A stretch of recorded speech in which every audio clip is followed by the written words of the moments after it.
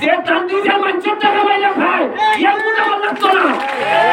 Cutting করলে আমিও shirting করে দিব। 500 করে খাইছিল 2 মেম্বার জেলে।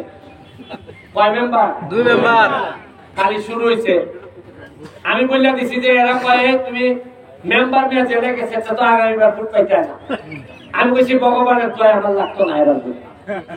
যে তান্দিজের মানুষের টাকা বাইরে খায় এর মনে আমার লাগতো না।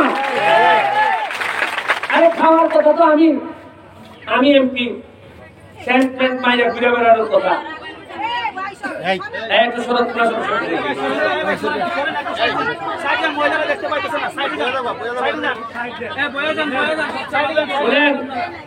সবচেয়ে অভিশপ্ত মানুষেরা যারা নিজের মানুষের টাকা বাইরে খায়। আরে পরের মানুষে খাইলে সহ্য হয়, নিজের মানুষে মাইরে খাইলে সহ্য হয়। আমি জানি না যতদিন আমি এমপি আছি, আরো 4.5 বছর আছি আশা করি। বেশি কিছু করতে পারবো কিনা জানি না, তবে কইয়া দিছি আমার চা বাগানের কোন শ্রমিকের টাকা যদি খাও, অন্যায় ভাবে খাও, যদি কলিজার মধ্যে ঢুকাই আমি এই টাকা তুলে দিব।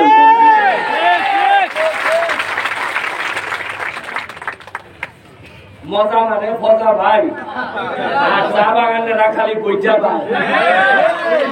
এটা আলোচনা ওই 5 বছর একবার আইয়া কইবা গো দেও গো একটা বুট লাও গো, আর এরপরে এরা দিনে রাইতে বৃষ্টিতে রইতে এরা করব, আর তোমরা মজা মারবা। এটা ব্যারিস্টার সুমনের আমলে হইতো না। আমি এমপি হিসাবে আসি নাই।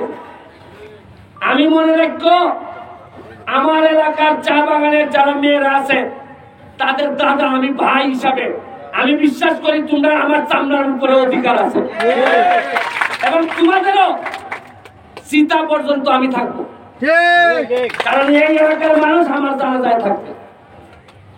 আমি আজকে মারা গেলে এই এলাকা থেকে 50-60-100টা মানুষ যাবে যে তার জানাজায়। অবশ্যই। আরে সম্পর্ক এমপি মন্ত্রী দেওয়া হয় না, সম্পর্ক হয় ভালোবাসা।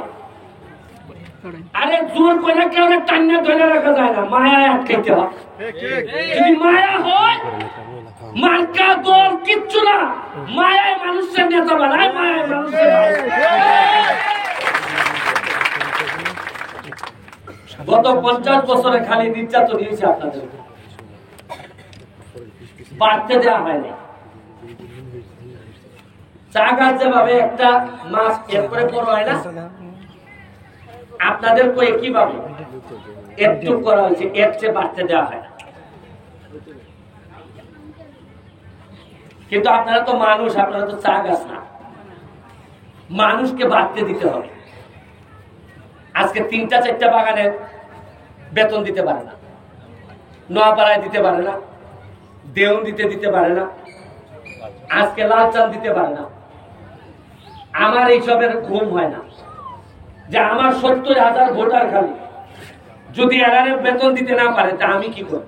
এরা তো আমার ধরবে যে তোমারে ভোট দিছিলাম, ধরেন দেন নাই আপনারা, তাও তো আমি আপনাদের এমপি, তোমারে ভোট দিছিলাম, তুমি আমার এমপি, তুমি শপথ দিছো তুমি আমারে খাওয়াই রাখবা। আমি এমপি হয়েছি মাত্র 4.5 মাস হয়েছে, এর মধ্যে 4টা বাগানে প্রায় 4 লাখ টাকার চাল পাঠাইছি খালি, যেখানে বেতন দিতে পারে না, আমার টাকা থেকে পাঠাইছি যে দেও। কারণ এরা সারা জীবন এরা নির্যাতিত নিপীড়িত হয়েছে, এদেরকে আদর করে নাই মানুষকে।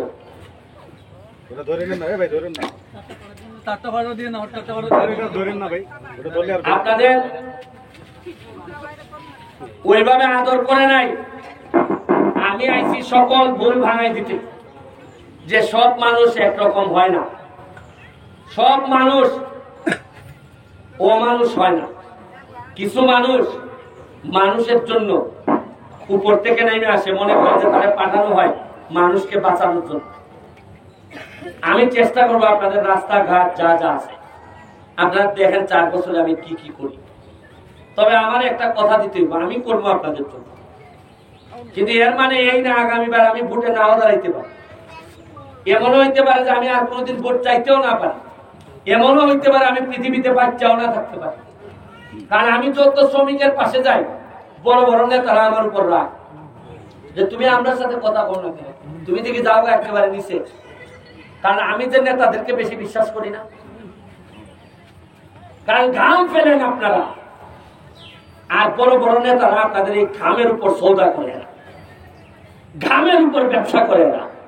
এই ব্যবসা আমি হইতে দেব না।